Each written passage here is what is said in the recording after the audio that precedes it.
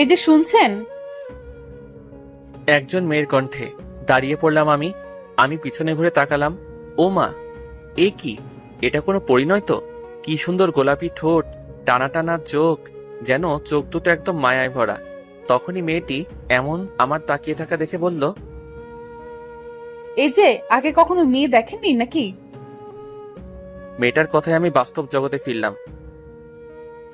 না, মানে আপনার মতো সুন্দরী পরি টুকু মেয়ে আগে দেখিনি তাই। তাই? হুম। আর আপনি আমাকে কেন ডেকেছেন বললেন না তো? এখানে নতুন এসেছি তো তাই। আর আমি তো এখানকার রাস্তাঘাট চিনি না, তাই আপনাকে ডাক দিলাম। ও, তা কোথায় যেতে যাচ্ছিলেন? আসলে এই এলাকার কলেজে ভর্তি হতে যাচ্ছি, কিন্তু আমি তো কলেজে যাওয়ার রাস্তা চিনতে পারছি না। যদি আপনি কলেজটা দেখিয়ে দিতেন। হুম, আমিও কলেজে যাচ্ছি। আচ্ছা, আপনি কোন কলেজে যাবেন? এই কলেজে যাব। আরে, আমিও এই কলেজেই পড়ি। তাহলে চলুন যাওয়া যাক। হুম, আপনি একটু দাঁড়ান, আমি মাকে ডেকে নিয়ে আসি। মেয়েটাকে দেখলাম একটা প্রাইভেট কারের কাছে যেতে। তারপর মেয়েটা প্রাইভেট কারে উঠলো। কিছুক্ষণ পরে প্রাইভেট কারটা আমার সামনে এসে দাঁড়ালো। প্রাইভেট কার থেকে মেয়েটা নেমে আমার কাছে এসে বলল, চলুন যাওয়া যাক। আমিও আর কথা না বাড়িয়ে গাড়িতে চড়ে বসলাম। গাড়ির ভিতরে দেখি একজন মহিলা বসে আছে। মনে হয় মেয়েটার মা। আমি আন্টিকে জিজ্ঞেস করলাম, কেমন আছেন আন্টি? ভালো। তুমি কেমন আছো বাবা? জি আন্টি, ভালোই আছি। আচ্ছা আন্টি, আপনারা কেন এখানে এসেছেন নিজেদের বাসা ছেড়ে? কি করব বাবা, মায়ের বাবার চাকরির কারণে এখানে আসতে হয়েছে। ও, আমিও আর কথা বাড়ালাম না। আর মেয়েটার নাম মায়া। তার সাথে নামটা একদম মিলেই গেছে। কি মায়াবী মুখ আর চেহারা, যে কেউ দেখলেই তার মায়ায় পড়ে যাবে। আমি তো কখন থেকে শুধু বক বক করেই যাচ্ছি। আমার পরিচয়টাও দিতে ভুলে গেছি। আমি সৌরভ। পরিবারে মা বাবা, আমি আর আমার ছোট বোন আছে। এটুকুই থাক পরিচয়টা। আমার পরিচয় দিতে দিতেই আমরা আমাদের কলেজের সামনে এসে পড়লাম। গাড়ি থেকে নেমে আন্টির কাছ থেকে বিদায় নিয়ে বন্ধুদের কাছে গেলাম। গিয়ে দেখি সবাই মিলে হাসছে। তাই আমি জিজ্ঞেস করলাম, কিরে, সবাই হাসতাছো কেন? আরে সৌরভ, তুই কবে আসলি? সৌরভ, তুই জানিস রনি নাকি অনামিকাকে ভালোবেসে ফেলেছে? তাই শুনে সবাই হাসছিলাম। বেচারাকে নিয়ে আর হাসিস না। বেচারা খুব কষ্টে একটা গার্লফ্রেন্ড পাইছে। মামা, তুই বুঝোস আমার মনের কষ্ট। রনি, আজকে তোর টিপ দিতে হবে সবাইকে। এই, তোরা খাওয়া ছাড়া কিছু বুঝিস না, শুধু পকেট খালি করার ধান্দা। আজকে কোনো অজুহাত চলবে না। তোর আজকে পকেট হালকা করতেই হবে। কি বলিস তোরা? আজকে ট্রিট দিতেই হবে। কি করার আছে, বন্ধু বলে কথা, ট্রিট তো দিতেই হচ্ছে। তাহলে কলেজ ছুটির পর পার্টি হচ্ছে, এখন ক্লাসে চল। চল। এতক্ষণ যাদের সাথে কথা বললাম এরাই আমার, যাকে বলে জানের ফ্রেন্ড। আর যাকে নিয়ে হাসছিল সে হলো রনি। খুব লাজুক স্বভাবের ছেলে। মেয়ে দেখলেই পালিয়ে যায়, যাকে বলে হাফ লেডিস। যাই হোক, ক্লাসে এসে পিছনের সিটটায় বসতে যাব, তখন দেখি মায়া সেখানে বসে আছে। মায়া মানে সকালের ওই মায়াবী পরীটা। মায়াও আমাকে দেখে মনে হয় অবাক হয়েছে। আমার দিকে হা করে তাকিয়ে আছে। আমি তার সামনে গিয়ে বললাম, হা করে আছেন কেন? মুখে মাছি ঢুকে যাবে। আমার কথায় মায়া বর্তমানে ফিরল আর বলল, আপনিও একই ইয়ারে পড়েন? হুম।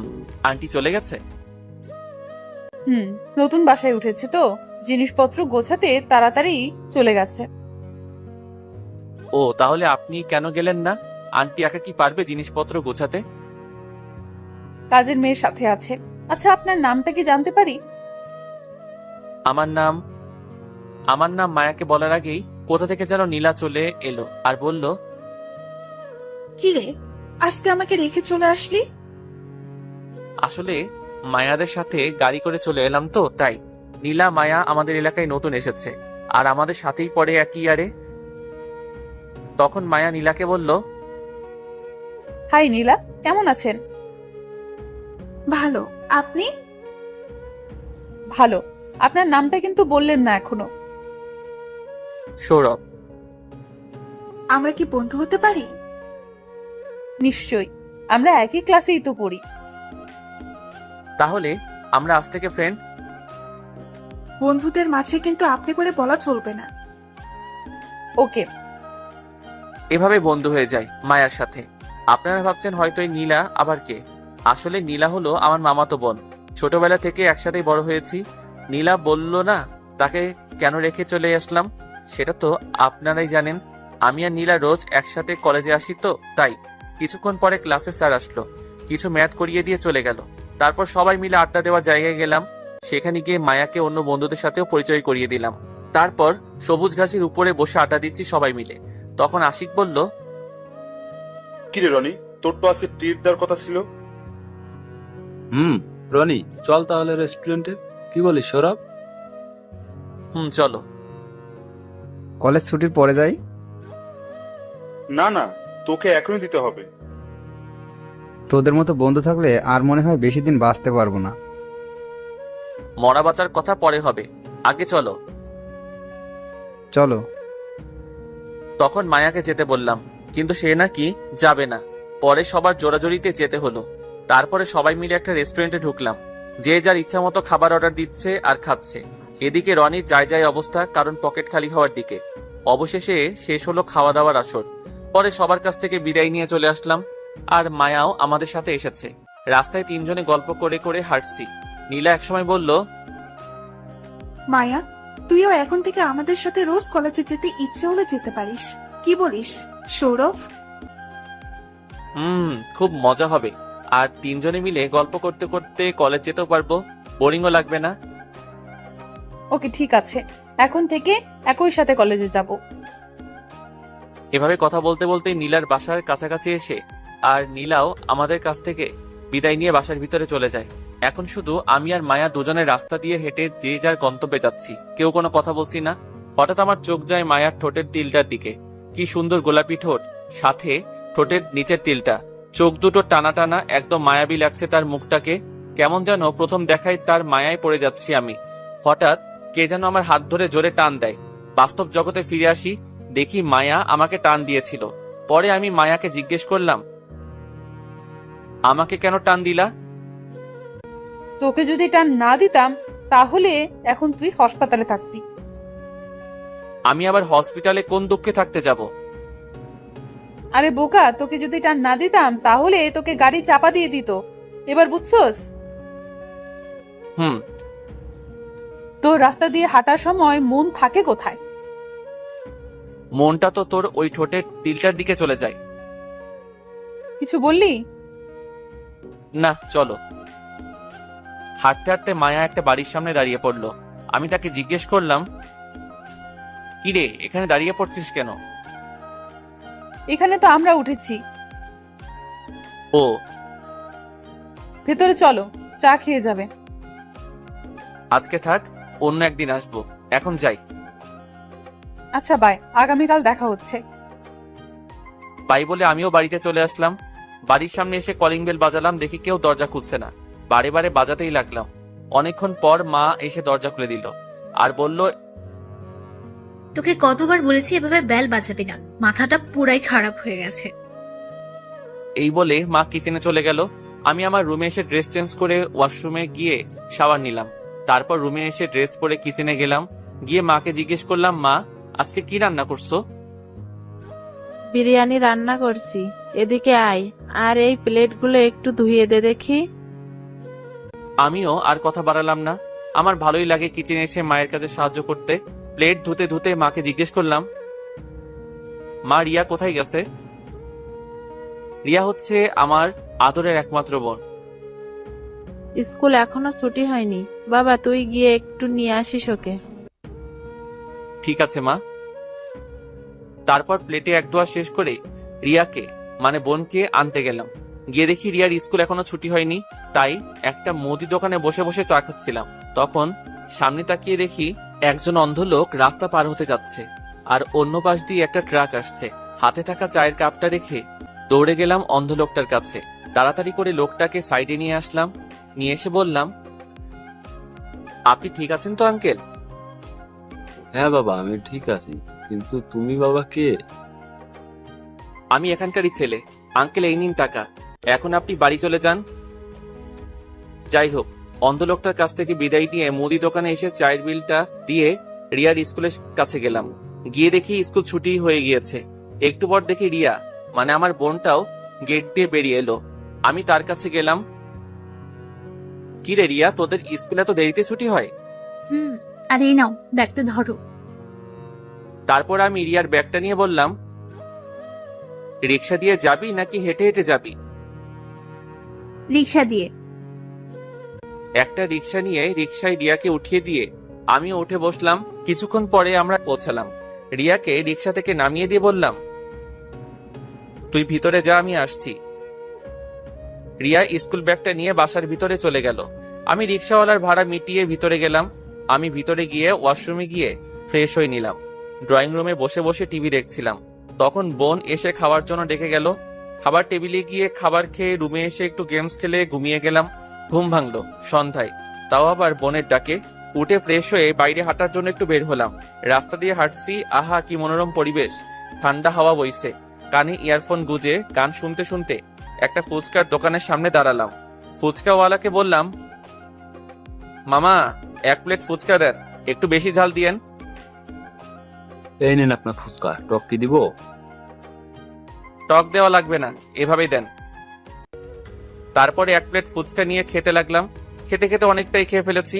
প্রথমে একটু ঝাল লাগলেও এখন দেখি ভীষণ ঝাল লাগছে। গ্লাসে পানি নিয়ে খেলাম, তাও কাজ হচ্ছে না। চোখটা কেমন ঝাপসা ঝাপসা লাগছে। সামনে তাকিয়ে দেখি কি যেন গোলাপি গোলাপি। আমি আর কিছু না ভেবে মুখের সাথে চেপে ধরলাম। আহা কি মিষ্টি মিষ্টি লাগছে।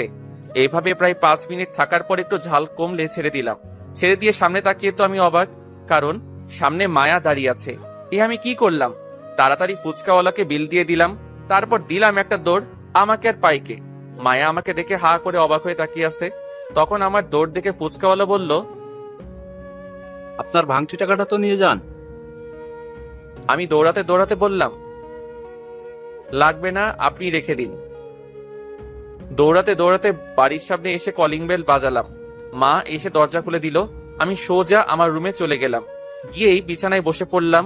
কিছুক্ষণ পর বোন হাতে গ্লাসের মধ্যে পানি নিয়ে এলো আর এসে জিজ্ঞাসা করলো, কি হয়েছে ভাই?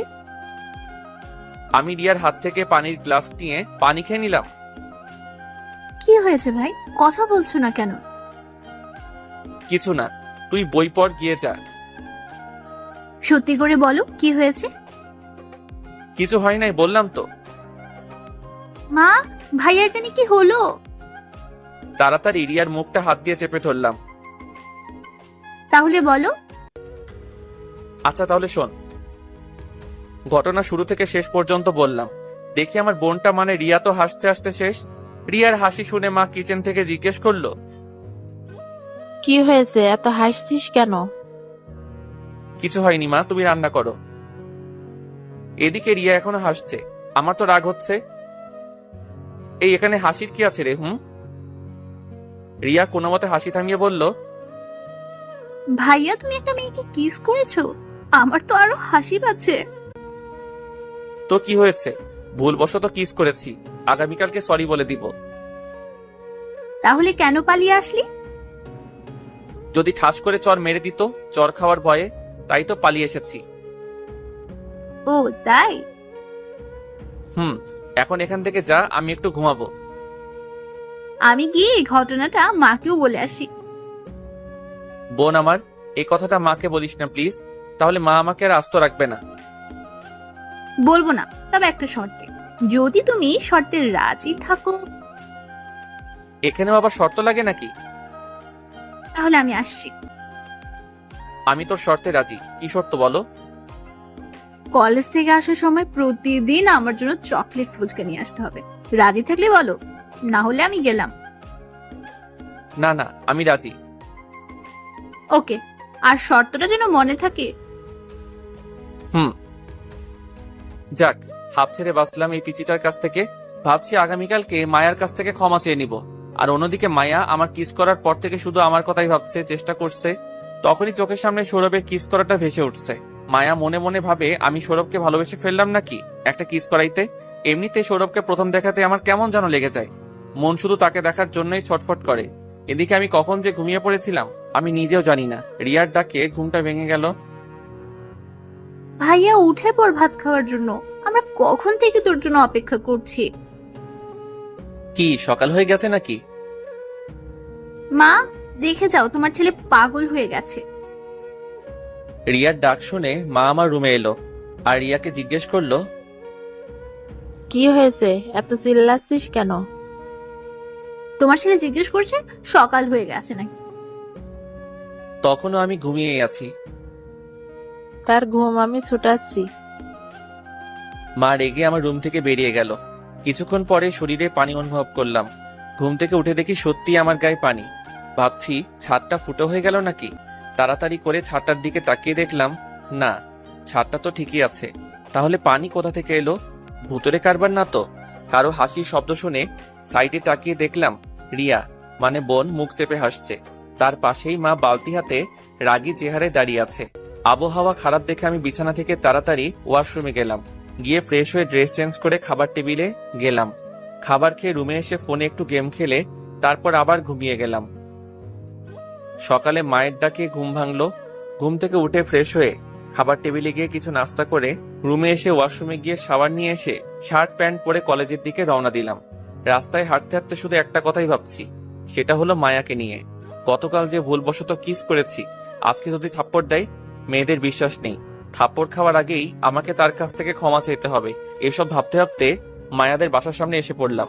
দেখি মায়া দাঁড়িয়ে আছে, মনে হয় কলেজ যাওয়ার জন্য দাঁড়িয়ে আছে। আমি কাছে গেলাম। আমাকে দেখে মায়া বলল, কেমন আছো সৌরভ? আমি তো মায়ার কথা শুনে অবাক, কারণ যাকে গতকাল কিস করলাম আজকে তার আমাকে থাপ্পড় মারা বা গালিগালাজ করার কথা, সেই নাকি উল্টো আমাকে জিজ্ঞেস করছে কেমন আছো। এই তো ভালোই, তুই? ভালো। ও, কারোর জন্য অপেক্ষা করছিলে নাকি? আমি তো তোর জন্যই অপেক্ষা করছিলাম, কলেজ যাব। ও, দেখি মেয়েটা স্বাভাবিকভাবেই কথা বলছে। গতকালের ঘটনা মনে হয় মনে নাই। কোথায় হারিয়ে গেলি? না, কোথাও না। তাহলে চলো, লেট হয়ে যাচ্ছে। চলো। রাস্তা দিয়ে দুজনে হাঁটছি। আমি ভাবছি গতকালকে ঘটনার জন্য সরি বলে দেই, যেই বাবা সেই কাজ। মায়া, গতকালের জন্য সরি। It's okay. আসলে আমি এরকম ঝাল খাইনি তো, তাই সহ্য করতে পারি না বলেই এরকম হলো। আমার তো খুব ভালো লেগেছে কিসটা। কিছু বলছিস? কিছু না, চলো তাড়াতাড়ি, পা চালা। কিছুক্ষণ হাঁটার পর আমরা নীলাদের বাসার সামনে এসে পড়লাম। দেখি নীলা আমাদের জন্য অপেক্ষা করছে। আমাদের দেখা মাত্রই নীলা বলল, কেমন আছিস তোরা? ভালোই, এখন তাড়াতাড়ি চল, দেরি হয়ে যাচ্ছে। চল। যখন যাবার জন্য পা বাড়াবো তখন মায়া বলল, কি 3 জন মিলে রিক্সা করা যায়? একটা রিক্সাতে 3 জনের জায়গায় হবে না? তাহলে কি হবে? তোরা বরং একটা রিক্সাতে করে চলে যা, আমি অন্য রিক্সাতে করে আসছি। না না, এসব হবে না, একটা রিক্সাতেই যেতে হবে। তাহলে কিভাবে বসবো? কেন? সৌরভের কোলে আমি বসবো আর তুই সৌরভের পাশে বসবি, বেশ, হয়ে গেল। এটা কি করে হয়? না না, এটা সম্ভব না। লোকে দেখলে কি বলবে? লোকে কি বলছে না বলছে দেখার বিষয় নয়। তাহলে এক কাজ কর, তোরা একটা রিক্সাতে করে যা, আমি অন্য রিক্সাতে যাই। ওকে। নীলা একটা রিক্সা ডেকে রিক্সা করে চলে গেল। এদিকে আমি জীবনেও কোনো মেয়ের সাথে রিক্সাতে উঠিনি, তাই কেমন যেন লাগছে। মায়া রিক্সা ডেকে নিয়ে এসে বলল, উঠে পড়ো। আমি কিছু বললাম না, রিক্সাতে উঠে বসলাম। রিক্সা রিক্সার মতো করে চলছে। অবশেষে পৌঁছালাম কলেজের সামনে। রিক্সা থেকে যখন নামতে যাব তখন সামনে তাকিয়ে দেখলাম দিয়া। আপনারা ভাবছেন দিয়া আবার কে? আসলে দিয়া নাকি আমাকে ভালোবাসে। অনেকবার বুঝিয়েছি আমি তাকে ভালোবাসি না, তাও এই মেয়ে আমার পিছু ছাড়ছে না। রাগী লুক নিয়ে আমার দিকে তাকিয়ে আছে। আমি রিক্সা থেকে নেমে রিক্সার ভাড়া মিটিয়ে কলেজের ভিতরে যাওয়ার জন্য পা বাড়াবো, তখন দিয়া আমার সামনে এসে দাঁড়ালো। তুমি সামনে দাঁড়িয়ে আছো কেন? I love you Sourav. তোমাকে কতবার বলবো আমি তোমাকে ভালোবাসি না? কেন? নাকি ওই মেয়েটার জন্য? দিয়া, বোঝার চেষ্টা করো, আমি তোমাকে ভালোবাসতে পারবো না। আর তাছাড়াও এখন এসব তোমার আবেগ, আর যখন তোর আবেগ কেটে যাবে ঠিক তখনই তুমি বুঝতে পারবে আর এখন ভালো মতো পড়াশোনা করো, ওকে? কি নেই আমার মধ্যে যে আমাকে ভালোবাসতে পারবে না? এটা শুধু তোমার আবেগ, বুঝছো? আর কিছু বলার নেই। এটা আমার আবেগ না, সত্যি আমি তোমাকে ভালোবাসি। তখনই মায়া যা বলল তার জন্য মোটেও প্রস্তুত ছিলাম না। সৌরভ আমার বয়ফ্রেন্ড। এখন বুঝলে তো কেন সৌরভ তোমাকে ভালোবাসতে পারবে না? আমি মায়ার কথা শুনে অবাকের পর অবাক হচ্ছি। দুদিনের পরিচয় নাকি আমি তার বয়ফ্রেন্ড হয়ে গেলাম। এদিকে মায়ার কথা শুনে দিয়া কাঁদতে কাঁদতে চলে গেল। দিয়া চলে যাবার পর মায়ার দিকে হা করে তাকালাম। আমার এরকম তাকানো দেখে মায়া বলল, এইভাবে তাকানোর কি আছে? মুখে মশা ঢুকে যাবে। তুই দিয়াকে এসব কথা কেন বললি? এই কথা না বললে তো তোর পিছে লেগেই থাকতো। ওহ, হুম, আমি থাকতে তো আর কোনো মেয়ে এখন তোমার কাছে আসতে পারবে না, কারণ এখন শুধু তুমি আমার। চল, দেরি হয়ে যাচ্ছে ক্লাসের জন্য। হ্যাঁ হ্যাঁ, চলো চলো। তারপরে সোজা ক্লাসরুমে চলে গেলাম। ক্লাসে গিয়ে দেখলাম সবাই এসে পড়েছে। আমি পিছনের বেঞ্চে গিয়ে বসলাম নীলার সাথে। প্রতিদিনের ব্যাপার আর কি। কিছুক্ষণ পর মায়াও এসে আমাদের সাথে বসলো। তখন নীলা জিজ্ঞাসা করলো, তোদের আসতে এত দেরি হলো কেন? আসলে রিক্সা থেকে একটা ভেজাল বাজলো, তাই দেরি হয়ে গেছে। কি ফেচাল? ওই যে দিয়া আছে না, ওই মেয়েটার জন্য। ও, এই তোরা চুপ কর, স্যার আসছে। তারপরে সবাই চুপ করে থাকলাম। স্যার আসলো আর ক্লাস করিয়ে চলে গেল। ক্লাস শেষ করে বন্ধুদের আড্ডাখানায় গেলাম। দেখি সবাই বসে আছে আর এক একজন তো মনের সুখে বেনসন টানছে। আমি গিয়ে তাদের জিজ্ঞাসা করলাম, কেমন আছিস রে তোরা? ভালোই, তুই? ভালো। রনিকে দেখতে পাচ্ছি না, কোথায় গেছে? নাকি আজ কলেজে আসেনি? আরে মামা, রনি তো এখন তার অনামিকার সাথেই থাকে। তাছাড়া এখন তার সময় কোথায়? সারাক্ষণ তো অনামিকার সাথেই থাকে। শালা তো জিএফ পাইয়া বন্ধুদের ভুলে গেছে। হুম। তোর অবস্থা কি আসিফ? নীলারে বলছো তোর মনের কথাটা? আসিফ নাকি নীলাকে ভালোবাসে, কিন্তু এখন এই কথা নীলাকে বলেনি। না, এখনই বলছি না, সময় হলেই বলবো। তাহলে কখন বলবি? নাকি তার 2-3টা বেবি হলে বলবি? এই কথা বলে সবাই হেসে উঠলাম। আমাদের হাসি থামিয়ে দিয়ে আসিফ বলল, থাম তোরা, কালকের মধ্যেই আমি নীলাকে আমার ভালোবাসার কথা বলবো। এই আসিফ মনে হয় খেপে গেছে। এই বলে আবার হাসছি। বিজয় কোন রকমে হাসি থামিয়ে বলল, তাহলে আজকে পার্টি হয়ে যাক। চল, তোদের জন্য আজকে রাতে পার্টি দিব, কিন্তু আমার একটা শর্ত আছে। কি শর্ত বল? শর্ত হলো আমার মনের কথা নীলাকে বলে দিতে হবে। আমরা রাজি আছি। কি বলিস তোরা? হ্যাঁ। তাহলে সব ফ্রেন্ডকে বলে দেই আজকে রাতে পার্টি হবে, সাথে নীলাকেও জানিয়ে দেই। কি বলিস আসিফ? তোদের ইচ্ছা। তারপরে আমি নীলাকে ফোন দিলাম। অন্যদিকে নীলা আর মায়া বসে গল্প করছিল। তখন মায়া নীলাকে জিজ্ঞেস করলো, নীলা, সৌরভকে তোর কেমন লাগে? ভালোই লাগে। কেন? এমনি। আচ্ছা, সৌরভ তোর কি হয়? সম্পর্কে মামা তো ভাই হয়। ও, সৌরভের কি কোনো গার্লফ্রেন্ড আছে? আচ্ছা, এসব কথা আমাকে কেন জিজ্ঞেস করছিস? দরকার আছে তাই বল, আছে কি নেই? নাই। আর তুই এসব জেনে কি করবি? কেন, তোর ভাইয়ের সাথে প্রেম করব? নীলা তো অবাক মায়ার এরকম কথা শুনে। আই, তুই এসব কি বলছিস? তোর মাথা ঠিক আছে নাকি পাগল টাগল হয়ে গেছিস? হ্যাঁ, তোর ভাইয়ের জন্য পাগল হয়ে গেছি। পাগল হইতাম না অবশ্য, তোর ভাইয়ের কারণেই তোর জন্য পাগল হয়ে গেছি। কি করেছে সৌরভ? আমাকে সে... মায়ার কথাগুলো বলার আগেই আমার ফোন রিসিভ করে নীলা বলল, কোথায় তুই? আশিকদের সাথে আছি। আর শোন, যে কারণে ফোন দিয়েছি, আজকে রাতে আসিফ নাকি পার্টি দিবে কোথায়?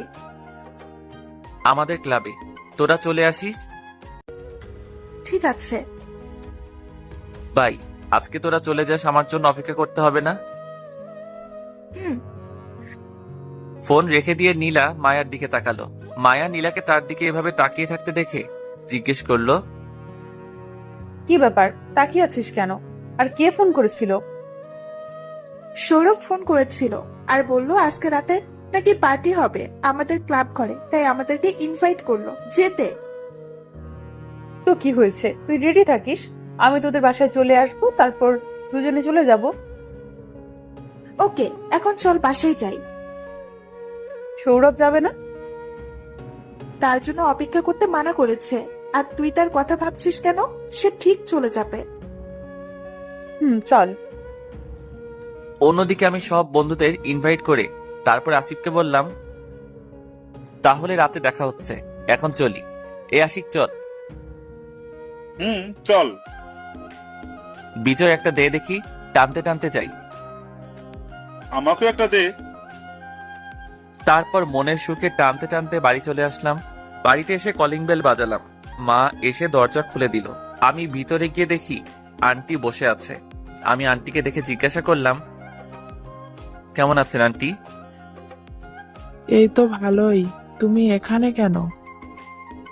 তখনই মা বলল, এ আমার ছেলে সৌরভ। এ তোমার ছেলে? এত বড় হয়ে গেছে?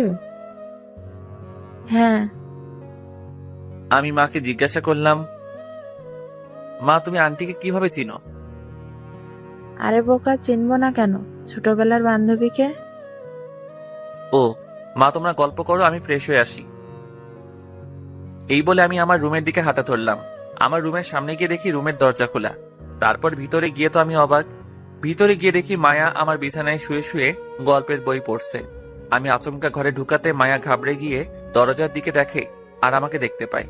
পরে একটা স্বস্তির নিঃশ্বাস ফেলে আমাকে জিজ্ঞাসা করে, তুই এখানে কি করছিস? আমার বাসায় আমি থাকবো না তো কে থাকবে? আর তুমি আমার বিছানায় শুয়ে আছো কেন? তার মানে মায়ের বান্ধবীর ছেলে তুই? আর তুই আমার রুমে কি করছিস? কিছু না, ওই একটু তোর গল্পের বইগুলো শুয়ে শুয়ে পড়ছিলাম। ও তা কখন আসলি তোরা আমাদের বাসায়? এই তো একটু আগে। তোর রুমটা তো খুব সুন্দর করে গুছিয়ে রেখেছিস দেখছি। এসব দিয়া আর মায়ের কাজ। প্রতিদিন রুমটাকে গুছিয়ে দেই। ও, আর এই দিয়াকে? আরে দিয়া আমার বোন।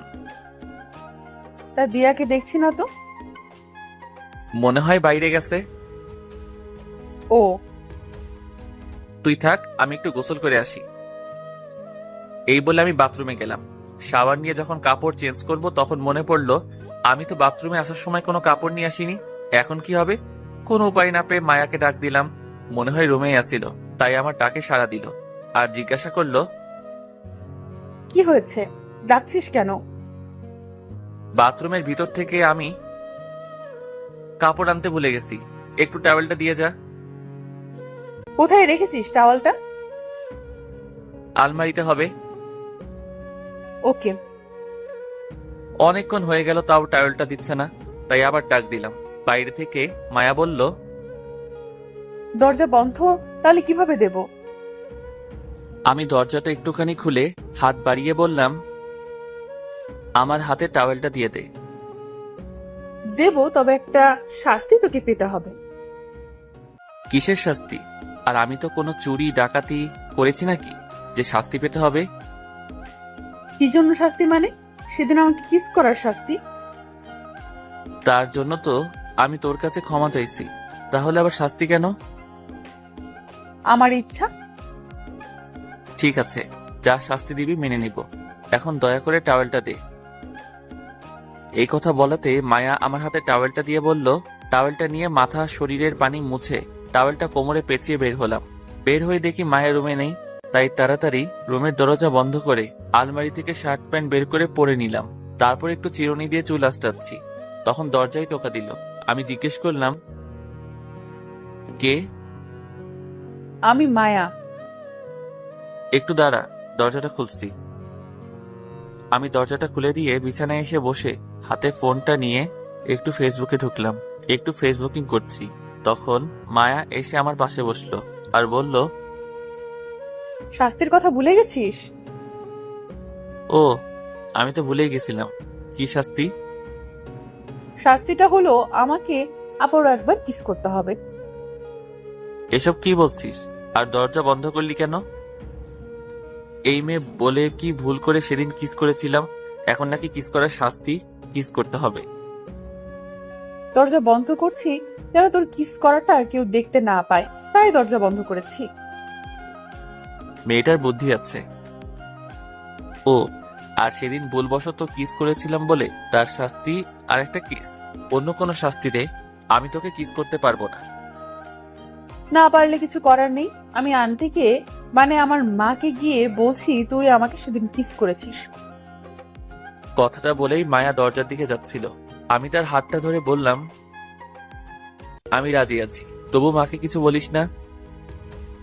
আমার কথা শুনে মায়া দাঁড়িয়ে পড়ল, তারপর আমার কাছে এসে বসে বলল, তাহলে এখন কিস করো। আমার লজ্জা লাগে। কথা বলার আগেই মায়া তার হাত দিয়ে মাথাটা টান দিয়ে নিয়ে আমার ঠোঁটজোড়া তার দখলে নিয়ে নিল। আর এমন কিস করছে যেন অনেক দিন ধরে খেতে পাইনি। এদিকে আমারও অবস্থা খারাপ তার এরকম কিস করাতে, তাই আমি তার কিসের রেসপন্স দিতে লাগলাম। এভাবে কতক্ষণ ছিলাম জানি না। আমার তো ঠোঁট ফেটে যাওয়ার মতো অবস্থা, তবুও ছাড়ার নামই নেই। তাই বাধ্য হয়ে আমি মায়ার থেকে নিজেকে ছাড়িয়ে নিলাম আর দুজনে হাঁপাতে থাকলাম। আমি উঠে সোজা ওয়াশরুমে গেলাম, মুখটা ধুয়ে তারপর বের হলাম। বের হয়ে দেখি মায়া তার চুল ঠিক করছে। আমি বললাম, এভাবে কেউ কিস করে? আর একটু হলেই তো দম বন্ধ হয়ে মারা যেতাম। মরার কথা শুনে মায়া আমাকে একটা টান দিয়ে বিছানায় ফেলে দিয়ে আমার উপরে চড়ে বসে বলল, একদম মরার কথা বলবে না, বুঝেছিস? আমি মায়ার এরকম আচরণ দেখে অবাকের পর অবাক হচ্ছি। কি হচ্ছে আমার সাথে এসব? তুই এরকম করছিস কেন? তুই কি পাগল হয়ে গেছিস? কেন তুই বুঝিস না কেন আমি এরকম করি? না, কেন এরকম করছিস? কারণ আমি তোকে ভালোবেসে ফেলেছি। এই বলে লজ্জায় আমার বুকে মুখ লুকালো। আমি তাকে বুক থেকে উঠিয়ে বললাম, আমার বিশ্বাস হচ্ছে না। আর কবে থেকে তুই আমাকে ভালোবাসিস? সেই প্রথম দেখা থেকেই তোমাকে আমার মনে ধরেছে। আর সেদিন তুমি ওই ফুচকার দোকানে কিস করেছিলে, সেই কিসের জন্য আমি রাতে ঘুমাতে পারিনি। চোখ দুটো বন্ধ করলেই তোমার ওই কিসটা ভেসে উঠতো। জানি না, মন শুধু তোমাকেই খুঁজে সারাক্ষণ। আমি সত্যি তোমাকে ভালোবেসে ফেলেছি সৌরভ, আমাকে ফিরিয়ে দিও না। আমি একটু মজা করার জন্য বললাম, আমি তোকে ভালোবাসতে পারবো? আমি আরেকজনকে ভালোবাসি। আমার এই কথা বলাতে মায়া রেগে, কি এই মেয়েটা, নাম বলো তাড়াতাড়ি। রেগে যাচ্ছ কেন? আমি তো মজা করে বলেছিলাম। হুম, এখন তো ছাড়ো। রুমে দুজনকে কেউ এভাবে দেখলে খারাপ ভাববে। তার আগে বলো আই লাভ ইউ। বলো। আমি বলতে পারবো না। তাহলে আমিও ছাড়তে পারবো না, এভাবেই থাকো। তাহলে শোনো, বলো। I love you Maya. I love you too জানু। এখন ছাড়ো। এখন আমাকে একটা কিস করো। কি? জানু। তারপর মায়ার কপালে একটা ভালোবাসার পরও সেঁকে দিলাম। এখন হয়েছে, এখন তো ছাড়ো। আমাকে ছেড়ে দিয়ে মায়া ওয়াশরুম থেকে ফ্রেশ হয়ে এসে বলল, এখন নিচে চলো আর আমাকে বাড়ি পৌঁছে দাও। আন্টি কি চলে গেছে? কিছুক্ষণ আগে। তারপর আর কি করার, নিচে গিয়ে বাইকটা বের করে মায়াকে বাসায় পৌঁছে দিলাম। পৌঁছে দিয়ে আসতে যাব, তখন মায়া বলল, বাই জানু। বাই। আর রাতে রেডি হয়ে থেকো, একসাথে পার্টিতে যাব, কেমন? ওকে জানু। তারপর আমি বাসায় চলে এলাম। বাসায় এসে রুমে গিয়ে একটু শুয়ে শুয়ে ভাবছি, আজকে কি থেকে কি হয়ে গেল। এসব ভাবতে ভাবতে কখন যে ঘুমিয়ে গেলাম নিজেই জানি না। ঘুম ভাঙলো সন্ধ্যায়। ঘুম থেকে উঠে ফ্রেশ হয়ে বাইক নিয়ে মায়ার বাসায় যাচ্ছি। মায়ার বাসার সামনে গিয়ে বাইকটা দাঁড় করিয়ে দরজার সামনে গিয়ে কলিং বেল বাজালাম। কিছুক্ষণ পর আন্টি এসে দরজা খুলে দিল আর আমাকে দেখে জিজ্ঞেস করলো, কি ব্যাপার সৌরভ, এই সময় তুমি এখানে? আসলে আন্টি আজকে আমাদের কলেজের বন্ধুরা মিলে একটা পার্টি দিয়েছে, তাই মায়াকে নিতে এসেছি। ও, ভিতরে এসো। আমি ভিতরে গিয়ে আন্টিকে জিজ্ঞেস করলাম, আন্টি মায়া কি বাসায় আছে? হ্যাঁ, মায়া তার রুমেই আছে। আন্টি মায়ের রুমটা কোন দিকে? ওই যে ওইদিকে। আমি সিঁড়ি বেয়ে উঠে মায়ার রুমে গেলাম। ভিতরে গিয়ে দেখি মায়া নেই, মনে হয় ওয়াশরুমে গেছে। তাই আমি তার পড়ার টেবিলের সামনে চেয়ারে গিয়ে বসলাম। বসে বসে ফেসবুকিং করছিলাম। কিছুক্ষণ পর দরজা খোলার শব্দ শুনলাম।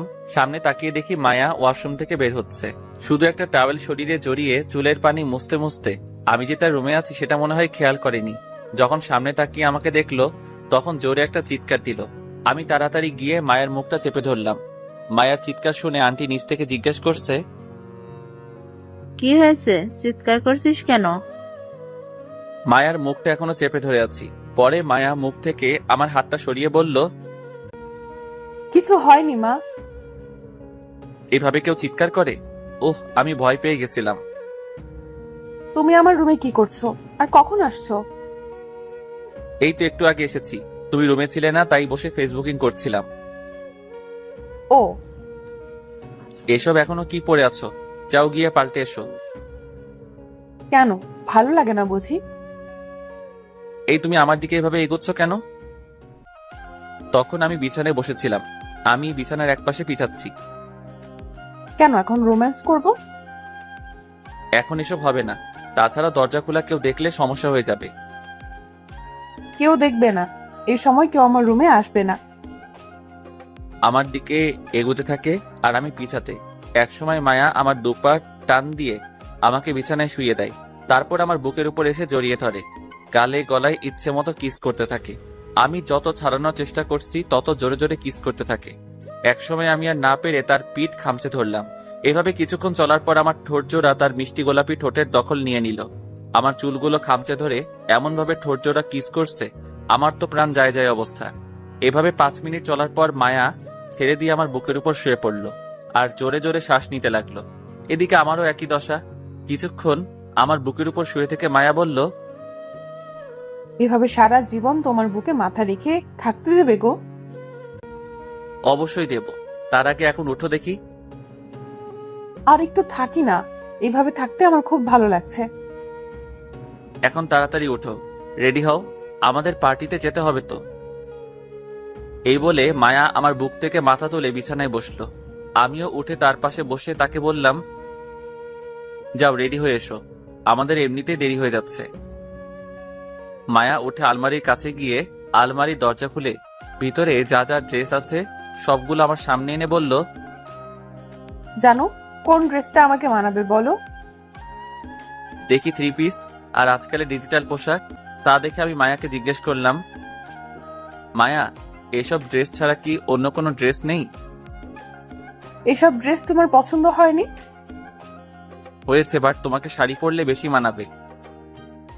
তাহলে বলো কি রঙের শাড়ি তোমার পছন্দ? কালো। কিন্তু আমি তো শাড়ি পরতে পারি না। ও, তুমি পরিয়ে দাও না গো। আমি? তা না তো কি? ওকে, শাড়িটা দাও। তারপর মায়া আলমারি থেকে একটা নতুন কালো রঙের শাড়ি বের করে দিল। আমি আর কিছু না বলে তাড়াতাড়ি শাড়ি কচিটা গুজে দিলাম। কচিটা গুজে দেওয়ার সময় আমার হাতটা তার পেটে লেগে যায় আর মায়া একটু শিহরিত অনুভব করে। তারপর আমি মায়াকে বলি, শাড়ি পরানো শেষ, এখন চলো। মায়া আমাকে থামিয়ে দিয়ে আলমারি থেকে একটা কালো রঙের শার্ট বের করে আমার দিকে দিয়ে বলে, এটা পরে নাও। আমার তো শার্ট আছে। আমাকে কালো শাড়ি পরতে বলে এখন কালো শার্ট পরতে চাচ্ছ না? আমি কখন বললাম শার্টটা পরবো না? তাহলে এটা পরছো না কেন? দাও, আমি ওয়াশরুম থেকে পরে আসছি। ওয়াশরুমে যেতে হবে না, আমার সামনেই শার্ট চেঞ্জ করো। তাহলে তুমি ওইদিকে ঘোরো। আমার সামনে শার্ট পাল্টাতে কি সমস্যা তোমার? কোনো মেয়ের সামনে শার্ট খুলতে আমার লজ্জা লাগে। শার্ট কেন? বিয়ে করলে তো সবই খুলতে হবে। কিছু বললে? কিছু না। তারপরে শার্ট চেঞ্জ করে মায়াকে ঘুরতে বললাম। মায়া ঘুরে আমাকে দেখে টাসকি খায় আর মনে মনে ভাবে, কালো শার্টে সৌরভকে আমার মনের রাজ্যের রাজকুমার লাগছে। আমার দিকে এইভাবে তাকিয়ে থাকতে দেখে মায়াকে জিজ্ঞেস করলাম, কিছু দেখেছো এমন করে? আমার রাজকুমারকে। কি বলছো এসব? কই কিছু না তো। এখন যাওয়া যাক।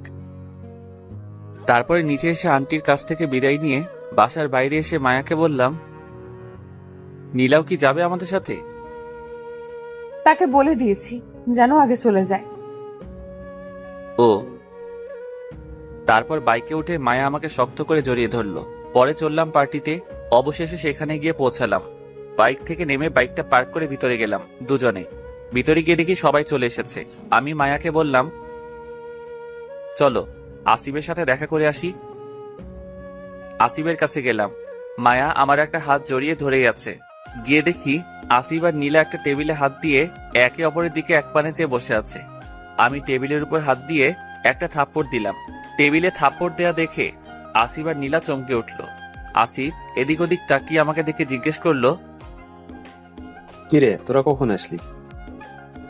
এই তো কিছুক্ষণ আগে। তোরা কি এখানে বসে প্রেম করছিলে নাকি? না তেমন কিছু না। আর এদিকে নীলাও দেখে আমার কথা শুনে লজ্জা পেয়েছে। তাই আমি আসিফের কানে কানে বললাম, মামা আজকে সুযোগ নীলাকে প্রপোজ করার। এখানে? এখানে নয়তো বাড়িতে। চেষ্টা করে দেখবো। এই কানে কি ফিসফিস করছিস? মায়ার কথা শুনে নীলা সামনের দিকে তাকিয়ে মায়াকে দেখে অবাক হয়ে জিজ্ঞেস করলো, কি মায়া, তুই না বলছিলা আসবি না? আমি তো আসবো না বলিনি, বলেছি তোর সাথে আসতে পারবো না। আমার সাথে আসলে কি হতো? বয়ফ্রেন্ডের সাথে এসেছি, তাই তোর আসতে পারলাম না। সরি রে। এই মেয়ের মুখে কোনো কথাই আটকাই না দেখছি। এখন যদি বন্ধুরা জানে আমি মায়ার বয়ফ্রেন্ড, তাহলে আমার পকেটের অবস্থা খারাপ হয়ে যাবে। ঠিক আছে, কিন্তু তোর বয়ফ্রেন্ড কোথায়? এই তো আমার আমি মায়াকে একটা চিমটি দিয়ে বললাম, তার বয়ফ্রেন্ড বাইরেই আছে। ও চলো ওই দিকটাই যাই মায়া। চলো। কেন চিমটি দিয়েছো? এর সুদ কিন্তু তোমাকে দিতে হবে। বলে একটা ভেঞ্চি কেটে নীলার সাথে অন্য পাশে চলে গেল। আমি আর আসিফ একটা টেবিলে গিয়ে বসলাম। তখন আশিক এসে বলল, তোরা এখানে? আমি তো তোদের সারা ঘর খুঁজে বেড়াচ্ছি। কেন, কি হয়েছে? কিছু হয় নাই, তোদের কোথাও দেখছিলাম না তাই খুঁজছিলাম। ও। সবাই চলে এসেছে, এখন পার্টি শুরু করা যাক। চলো। তারপর পার্টি রুমে গেলাম। গিয়ে বললাম, বন্ধুরা সবাই শোনো, আজকের পার্টি দিয়েছে আমাদের আসিফ। আমরা তাকে ধন্যবাদ দিয়ে একটা জোরে হাতের তালি দেই। তারপর সবাই মিলে আসিফকে ধন্যবাদ দিয়ে জিজ্ঞাসা করলাম, আসিফ তুই কি কারণে আজকে আমাদের জন্য পার্টি দিয়েছিস? আমি এই পার্টি রেখেছি কারণ আমি একজনকে খুব ভালোবাসি। এই পার্টিতে তাকে প্রপোজ করবো বলে এই পার্টি রেখেছি। কে আপনার ভালোবাসার মানুষ? আছে, আমি এখন তাকে ডাকবো। তারপর আসিফ নীলাকে সবার সামনে ডেকে প্রপোজ করলো। নীলাও আসিফের প্রপোজ অ্যাকসেপ্ট করে নিল। সবাই এসে আসিফ আর নীলাকে শুভকামনা জানালো। পরে আমি সবার উদ্দেশ্য করে বললাম, এখন সবাই এনজয় করতে পারেন। Let's the music. যে যার মতো করে ড্রিঙ্ক করে গানে তালে তালে নাচছে। আমি একা বসে বসে ড্রিঙ্ক করছিলাম। হঠাৎ চোখ যায় ভিড়ের মধ্যে মায়া অন্য একটা ছেলের সাথে কাপল ড্যান্স করছে। আমার কেমন যেন লাগতে শুরু করলো। মায়াকে অন্য ছেলের সাথে দেখে আমি আরো বেশি বেশি করে ড্রিঙ্ক করতে লাগলাম। তখন একটা মেয়ে এসে আমাকে বলল, সবাই ড্যান্স করছে, কিন্তু আপনি এখানে একা বসে এত ড্রিঙ্ক করছেন কেন? এমনি। চলেন আমার সাথে ড্যান্স করতে। আমিও কেন জানি মেয়েটার কথা ফেলতে পারলাম না। মেয়েটা আমার হাত ধরে নিয়ে গেল, আমার সাথে ড্যান্স করতে শুরু করলো। কিছুক্ষণ এইভাবে ড্যান্স করার পর কে যেন পিছন থেকে আমার শার্ট ধরে টানতে টানতে বাইরে নিয়ে এলো। আমি ঘুরে দেখে অবাক, কেউ না, এটা মায়া। রাগী চোখে আমার দিকে তাকিয়ে আছে। তাই আমি বললাম, আমাকে এখানে নিয়ে এলে কেন? অন্য মেয়ের সাথে খুব ড্যান্স করতে ভালো লাগে। তুমিও তো অন্য ছেলের সাথে ড্যান্স করেছো, আমি কি তোমাকে কিছু বলেছি? তাই বলে তুমি অন্য মেয়ের সাথে গায়ে পড়ে ড্যান্স করবে? আমি অন্য কারোর সাথে ড্যান্স করলে দোষ, আর তুমি করলে দোষ না। আমি তো জাস্ট ফ্রেন্ড বলে তার ডান্স করেছি। ফ্রেন্ড না অন্য কিছু? Just friend. আর তুমি কি খেয়েছো? উল্টাপাল্টা বলেছো। আমি যেই খাই না বিষ খাই, তাতে কার কি যায় আসে? আমার যায় আসে। আর তুমি আমাকে বিশ্বাস করছো না কেন? আমি তো শুধু তোমাকেই ভালোবাসি, আর কাউকে না। কিভাবে বিশ্বাস করব? যে করেই হোক। তাহলে আমার নাম তোমার হাতে লিখতে পারবে? পারবো। আমার নামও কিন্তু তোমার হাতে লিখতে হবে, যেন মুছে না যায়। ঠিক আছে, এখন বাড়িতে চলো। তারপর আমি মায়াকে ধরে বাইকের কাছে নিয়ে গেলাম। মায়াকে সামনে আমার দিকে মুখ করে বসিয়ে বাইক স্টার্ট দিয়ে বললাম, মায়া আমাকে শক্ত করে জড়িয়ে ধরো। আসলে মায়াও একটু বেশি ড্রিঙ্ক করে ফেলেছিল, যার কারণে মাতাল ছিল একটু। মায়া আমাকে শক্ত করে জড়িয়ে ধরলো। আমি কোনো মতে বাইক চালিয়ে মায়ার বাসায় পৌঁছালাম। বাইক থেকে নেমে মায়াকেও নামিয়ে বললাম, মায়া, তোমার বাসায় পৌঁছে গিয়েছি। এই বলে আমি তার হাত ধরে হাঁটিয়ে নিয়ে যাব, তখন মায়া বলল, আমি হাঁটতে পারবো না। কেন? আমি জানি না, তুমি আমাকে কোলে করে নিয়ে চলো। আমিও আর কিছু বললাম না, আর বললেও কোনো লাভ হবে না, তাই বাধ্য ছেলের মতো মায়াকে কোলে তুলে নিয়ে দরজার সামনে গিয়ে কলিং বেল বাজালাম। দেখি মায়া তার হাত দিয়ে গলা জড়িয়ে ধরে আমার মুখের দিকে তাকিয়ে আছে। আমি কিছু বুঝলাম না। কিছুক্ষণ পর আন্টি এসে দরজা খুলে বলল, কি হয়েছে মায়ার? কিছু হয়নি, একটু ড্রিঙ্ক করেছিল, তাই একটু তার মাথা ধরেছে। ও, তাকে রুমে নিয়ে গিয়ে শুয়ে দাও। Okay aunty. কিছু করার নেই, এই আটা বস্তার মতো মেয়েকে কোলে করে নিয়ে সিঁড়ি দিয়ে উঠতে হবে। তারপর মায়াকে তার রুমে নিয়ে গিয়ে তাকে বিছানায় শুয়ে আসতে যাব, তখন মায়া আমার হাত ধরে টান দেয়। আমি তাল সামলাতে না পেরে মায়ার উপরে পড়ে যাই। আমি উঠতে যাব, মায়া আমাকে জড়িয়ে ধরে ফেলে। আমি ছাড়াতে চেষ্টা করছি, কিন্তু কোনো মতেই নিজেকে ছাড়াতে পারছি না। তখন হঠাৎ চোখ যায় দরজার দিকে। দেখি আন্টি, মানে মায়ার মা দাঁড়িয়ে আছে। আমি ভয় পেয়ে গেলাম, কারণ একদিকে মায়া আমাকে আরো জোরে জড়িয়ে ধরছে আর বলছে, জানো তুমি এমন করছো কেন? একটু কিস করতে দাও না গো। অন্যদিকে আন্টি, কি করি এখন? উপায় না পেয়ে মায়ের ঠোঁটে আমার ঠোঁট লাগিয়ে দিলাম। আন্টি আগে চলে গেল কিছু না বলে, হয়তো বুঝতে পারছে কিছু একটা। আর এদিকে তাকে কিস করছি দেখে সুযোগ বুঝে জড়িয়ে ধরে আমাকে ঘুরিয়ে আমার উপর মায়া, আর আমি নিচে। তবু কিস করা থামছেই না, চলতেই আছে। একসময় মায়া আমার শার্টের বোতাম খোলা শুরু করে দিয়েছে। তারপর মায়া পাগলের মতো আমার মুখে, কানে, গলায়, বুকে কিস করা শুরু করে দিয়েছে। আমিও সইতে না পেরে তার চুল, পিঠ খামচে ধরছি। তারপরে কি হয়েছে আমি নিজেও জানি না। সকালে ঘুম ভাঙলো বুকে ভারী কিছুর অনুভবে। চোখ খুলে দেখি মায়া আমার উপরে আমাকে জড়িয়ে ধরে ঘুমাচ্ছে। একদম বাচ্চা বাচ্চা লাগছে। তার কপালে চুলগুলো সরিয়ে তার কপালে একটা চুম্মা দিলাম। আমার চুমু দেওয়াতে মায়ার ঘুমটা ভেঙে যায়। তখন আমি বলি, এভাবে শুয়ে থাকবে নাকি উঠবে? আর একটু শুয়ে থাকি। আমাকে বাড়িতে যেতে হবে তো, আর তাছাড়াও তোমার মা কি ভাববে বলো তো? যা হয়েছে নিশ্চয়ই খারাপ কিছু ভেবে নিয়েছে। যে যাই ভাবুক, তাতে কিছু আসে যায় না। তুমি শুয়ে থাকো। তুমি কেন বুঝছো না? 8টা বেজে গেছে, তাড়াতাড়ি ওঠো। আমার কিছু বুঝতে হবে না। আর 8টা 9টা বাজুক, তুমি চুপচাপ শুয়ে থাকো। আর বেশি কথা বললে ভালো হবে না। তুমি শুয়ে থাকো, আমি যাচ্ছি। তাকে ছাড়িয়ে যখন গা থেকে চাদরটা সরাই, দেখি আমার শরীরে কিছু নেই। আমি তখন তাড়াতাড়ি করে চাদরটা যেই টান দিয়েছি, দেখি মায়ার শরীরেও নেই। কি লজ্জা, কি লজ্জা! আমি চোখ বন্ধ করে চাদরটা তার দিকে দিয়ে বললাম, নাও চাদরটা গায়ে দাও। চাদরটা না নিয়ে উল্টো আমাকে টান দিল। আমি আবার বিছানায় গিয়ে পড়লাম। আমি বিছানায় গিয়ে পড়তেই মায়া আমাকে আবার জড়িয়ে ধরলো। এক হাত দিয়ে চাদরটা আবার গায়ে জড়িয়ে দিল। আমি এখনো চোখ বন্ধ করে আছি। তা দেখে মায়া বলল, কি ব্যাপার, চোখ বন্ধ করে আছো কেন? আমার শার্ট প্যান্ট কোথায়? আর তোমার শরীরে কিছু নেই কেন? কেন, শার্ট প্যান্ট দিয়ে তুমি কি করবে? আমার শার্ট প্যান্ট কোথায় আগে বলো। আর তুমি এত নির্লজ্জ মেয়ে, আগে জানতাম না। আছে, আর এখানে নির্লজ্জের কি আছে? আমি আর তুমিই তো আছি, কেউ নেই তো। তুমি এমন করছো কেন? আর বলো, আমার প্যান্ট কোথায়? চোখ বন্ধ করে তাকাতে পারছি না। তোমাকে কে চোখ বন্ধ করে থাকতে বলেছে? চোখ খুলো। আমি আর চোখ বন্ধ করে না থাকতে পেরে চোখ খুললাম আর বললাম, আমার শার্ট প্যান্ট কোথায়? আর আমার সাথে কি করেছো? সবাই যা করে। তুমি তো দেখছি বিয়ের আগেই আমার সবকিছু নিয়ে নিলে, এখন তো ছাড়ো।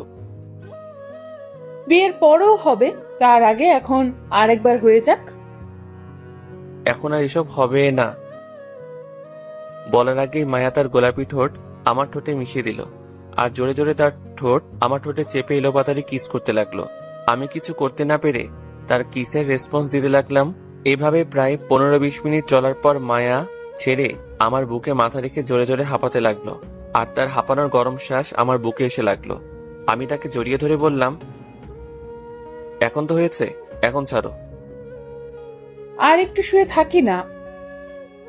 অনেক হয়েছে। যাও, তুমি আগে ওয়াশরুম থেকে ফ্রেশ হয়ে এসো। আমি তাড়াতাড়ি উঠে মেঝেতে পড়ে থাকা শার্ট প্যান্টটা তুলে ওয়াশরুমে চলে গেলাম। আমার কাণ্ড দেখে মায়া মুখ চেপে হাসছে। তাড়াতাড়ি করে ওয়াশরুম থেকে ফ্রেশ হয়ে শার্ট প্যান্ট পরে বের হলাম। বের হয়ে এসে মায়াকে বললাম, যাও গিয়ে ফ্রেশ হয়ে আসো। হুম। এই বলে চাদরটা সরিয়ে উঠতে যাবে, তখন আমি বললাম, এই তুমি একদম চাদরটা সরাবে না। কেন? বলতে পারবো না। তুমি চাদরটা গায়ে পেঁচিয়ে উঠে ওয়াশরুমে যাও। আমি তো এভাবেই যেতে পারবো। তাহলে তুমি এভাবে থাকো, আমি চললাম। এই, তুমি যাবে না?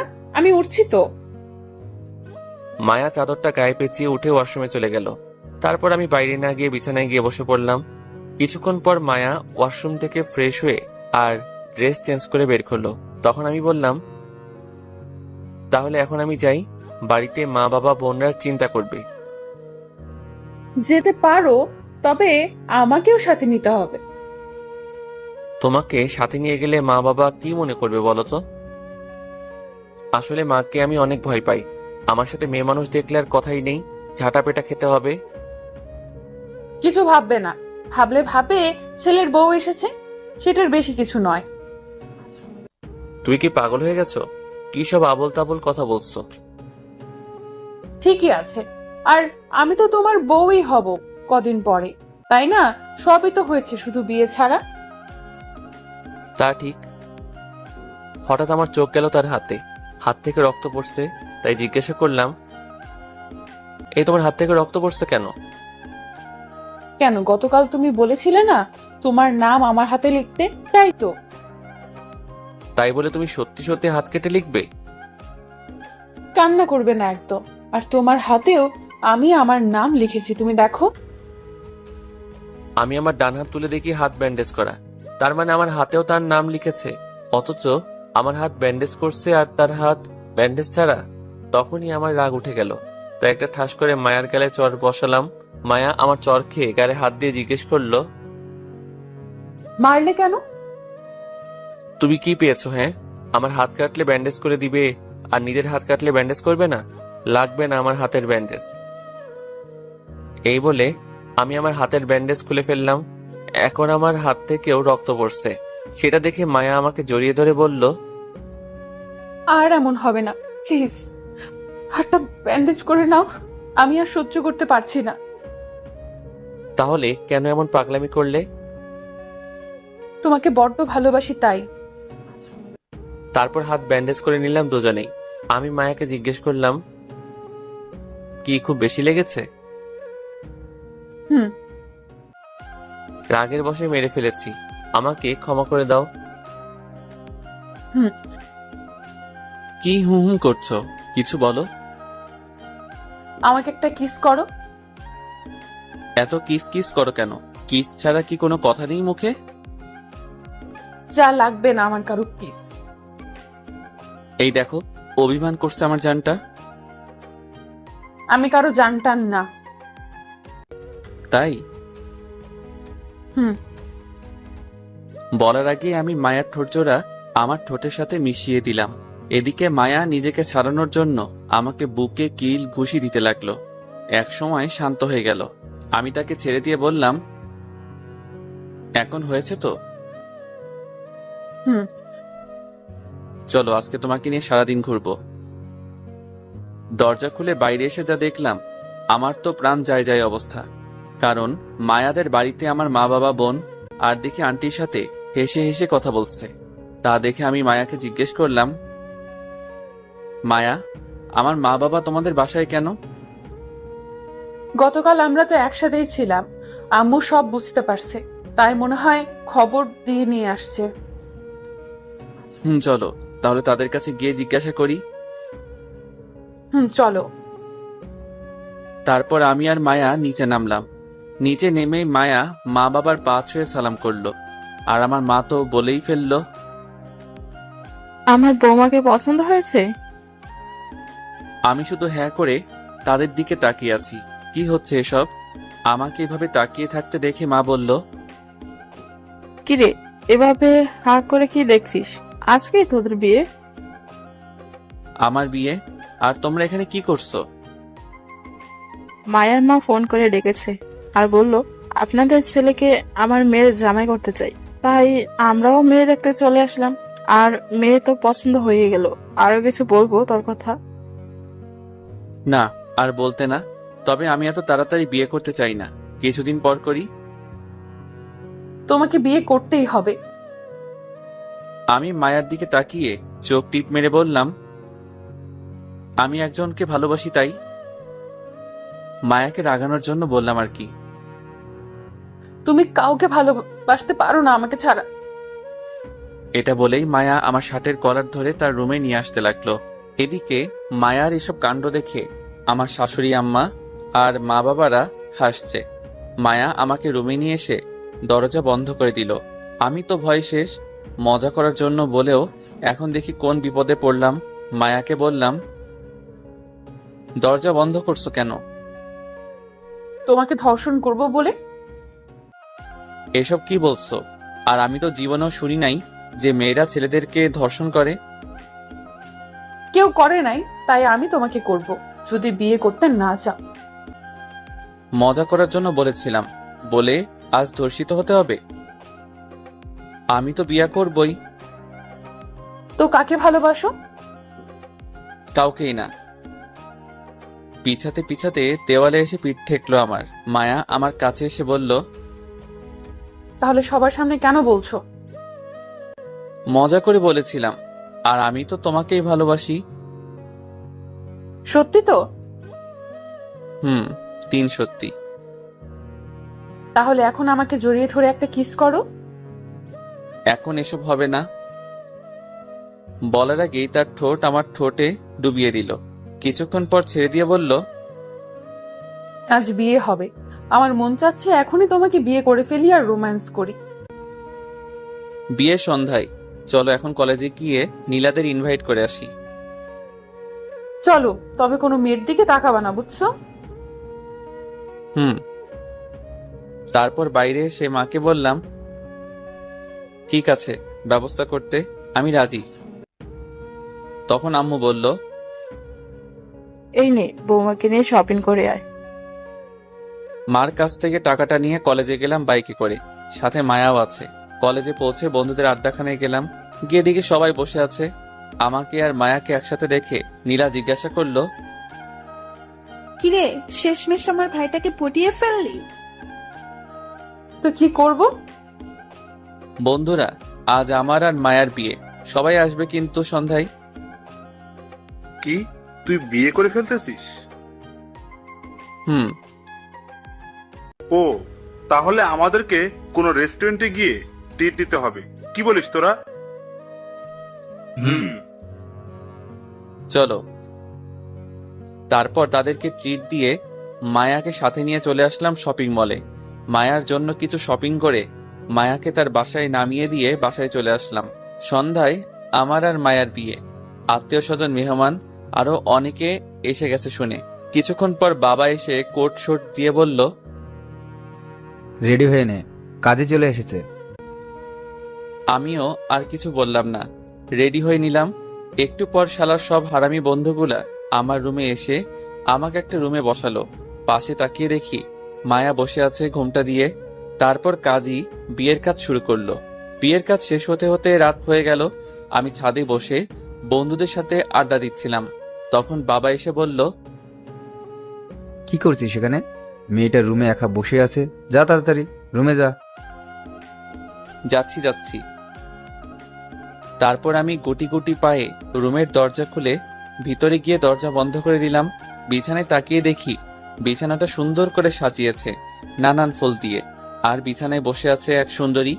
আমি বিছানার কাছে গিয়েই বিছানায় বসে ঘোমটাটা তুলে বললাম, বাহ, আজ খুব সুন্দরী লাগছে আমার মেয়েকে, থুক বউকে। আগে সুন্দর ছিলাম না বুঝি? ছিলে, তবে আজকে একটু বেশি সুন্দরী লাগছে। তাই? গো। এই শুনুন না, আমার একটা কথা রাখবে? বলো। আমার না 2টা কিউট বেবি লাগবে। তাই? তাহলে বেবি আনার কাজটা শুরু করি। যা, এভাবে বলছো, আমার লজ্জা লাগে না বুঝি? কিসের লজ্জা? এখানে তো তুমি আর আমি ছাড়া কেউ নেই। ওই যে তোমার পাঠক ভাইয়েরা। ও, তাদের জন্য লজ্জা পাচ্ছ? এই পাঠক ভাইরা এখন চলে যান, আমার বউ লজ্জা পাচ্ছে। আপনারাও বিয়ে করে নিয়েন, কেমন? এই পাঠকটা চলে গেছে, এখন শুরু করি। আগে লাইটটা অফ করো। তারপর লাইটটা অফ করে এক ভালোবাসায় ডুবে গেলাম আমরা। প্রিয় পাঠক ভাইরা দোয়া করবেন আমরা যেন সুখে শান্তিতে জীবনযাপন করতে পারি। নিত্য নতুন ভালোবাসার গল্প পেতে আমাদের চ্যানেলটি এখনই সাবস্ক্রাইব করে পাশে থাকবেন।